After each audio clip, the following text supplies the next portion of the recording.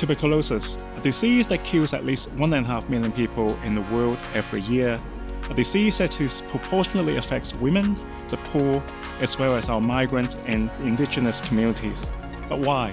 Why does nobody talk about it? Many people think of TB as a disease of the past that is of no current concern to the modern society.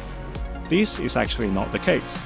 The misuse of antibiotics makes multi-drug resistant TB more and more commonplace, which means that scientists need to develop new treatments to target these diseases with a different mechanism of action.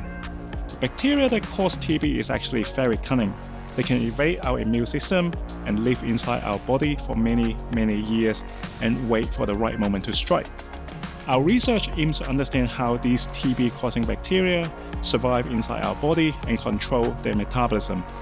This understanding will allow us to develop new treatments against this very deadly disease in the future.